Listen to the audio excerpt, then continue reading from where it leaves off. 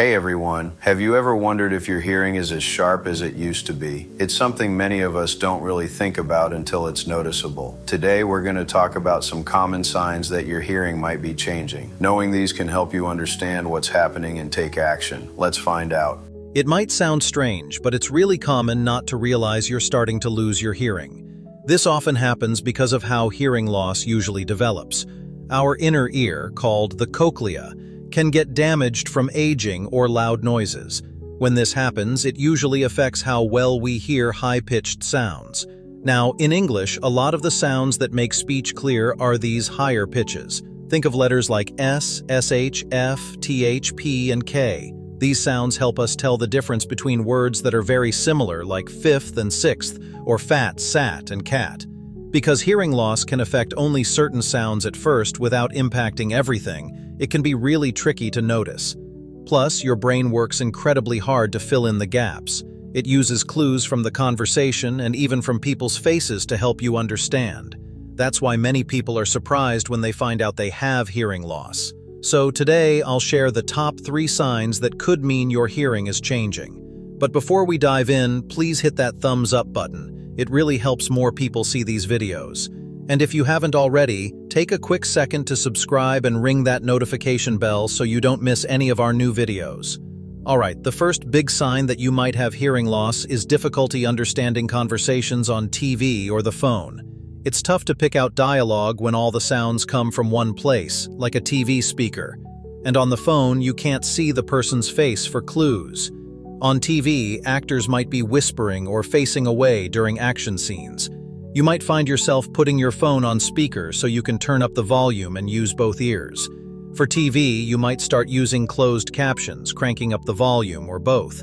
But remember, just making the TV louder doesn't always make it clearer.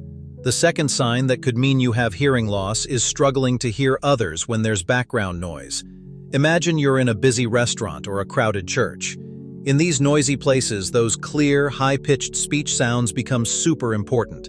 Background noise usually tends to be low-pitched, so we rely on those high-pitched sounds to separate speech from all the surrounding noise.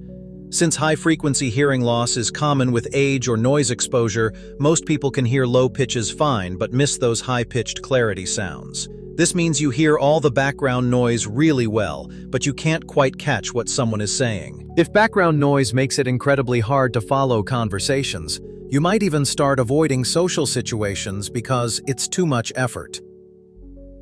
If you catch yourself nodding along, pretending to understand, or relying heavily on reading lips, there's a good chance your hearing might be impacted.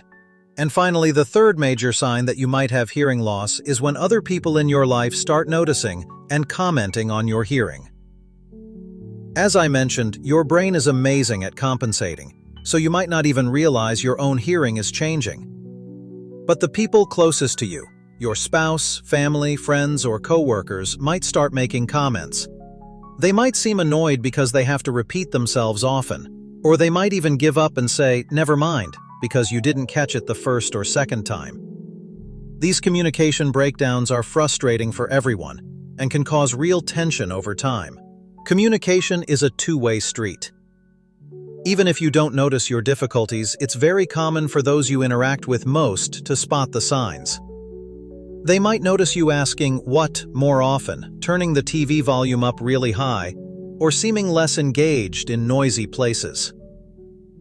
It's natural to defend ourselves, but please never ignore these reports from the people who spend the most time with you. Did you know that untreated hearing loss is also the biggest preventable risk factor for cognitive decline and dementia?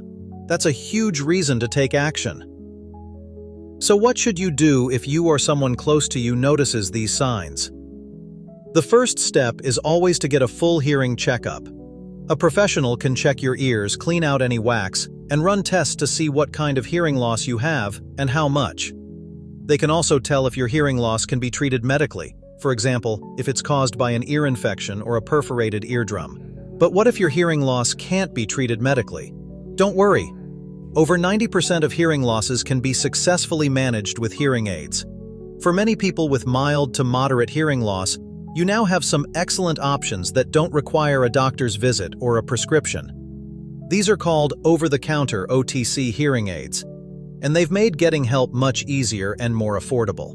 If you're looking for a great starting point for mild to moderate hearing loss that you can purchase directly, I highly recommend checking out Oricle Hearing Aids. These are known for their user-friendly app for adjustments and discreet design. You can find direct links to purchase these in the video description below. Plus, as a viewer of Ryan's Health, you'll get an exclusive 15% off your purchase when you use my link, which is better than going directly through their website. Remember, it's never easy to face health concerns, but recognizing a problem is the important first step.